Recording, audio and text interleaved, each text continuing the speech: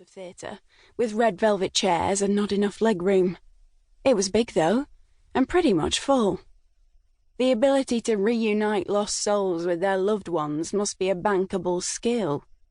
The woman to Leo's left leaned towards him.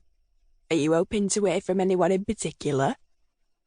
The woman looked to be in her 50s, no more than 5 or 6 years older than Leo, but she could have been a different generation. Lank grey hair clung to the side of her face, and she was dressed in a too small polo shirt, leggings and trainers, with a stripe of greying sock at her ankle. She shifted her weight in the seat, spreading her coat over her knees before turning to look at Leo. "So, anyone in particular?" "No, no one in particular." That was a lie, but what Leo was looking for was none of her business. He opened his notebook and tried to look engrossed. The woman failed to take the hint. "I'm here for my Dennis." Leo paused. He was also supposed to be working. He swallowed. "Right, and Dennis was your—" "What, love?" "Dennis, he was your—" Leo waited, but the woman didn't fill the gap. "Your husband?" "No, dear." The woman gave a big throaty chuckle that rippled with Benson and Hedges and good humour. "Dennis was a Pekingese." "A dog?" "He was with me 16 years. "Really?" "That's a long time for a Peke. They have terrible problems with their insides. All the toy breeds do." "Okay." Leo didn't quite know what to ask next. He glanced at his watch. 7:27 p.m. It was going to be a very long 3 minutes. "Do you have dogs, dear?" Leo shook his head. The woman shook hers too. "Oh." This was a room full of believers. For most of his life, Leo hadn't really thought about what came after he died, but these days, he was sure. When people were gone, they were gone. He just had to find a way to accept it. Leo looked around the theatre again. He'd never been to anything like this before. Among the usual hum of pre-theatre chatter, there was something else. Here and there, he could see the odd person sitting alone, staring straight ahead.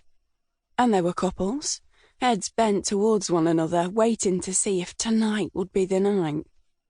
The house lights went down, and an announcer's voice filled the theatre.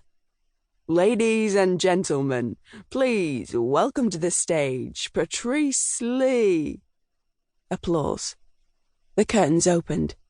The stage was empty apart from a stool and a small high table with a jug of water and a glass. As Patrice Leigh walked onto the stage, some people in the crowd stood and cheered.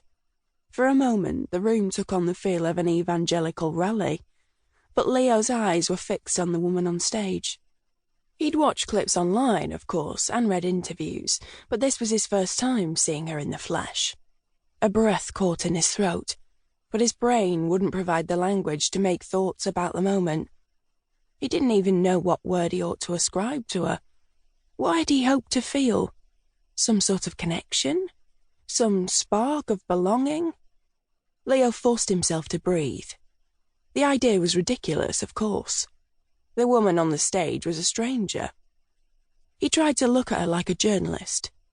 What would he write in that all-important opening paragraph to a Sunday supplement interview? He was the king of the opening paragraph. The description of how the waiter's head turned in recognition of the starlet approaching the table, or the summary of the superstar's dress-down shirt and jeans combo. How would he describe Patrice Leigh?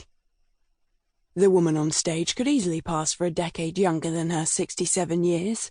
She's stylish but never threatening. She could be the mother of the bride at an elegant country wedding, or the wife of the mayor of any of 100 market towns. But she's not. She's Patrice Leigh, the woman who's built a 50-year career on the claim that she can talk to the dead. Leo shook his head. Not claim that she can talk to the dead. This wasn't going to be a job where doubt was encouraged. And it was a job. Whatever else was going on, it was still a job. On the stage, Patrice bowed slightly in acknowledgement of the cheers and smiled at her audience before raising her hand for quiet. "Good evening, everyone."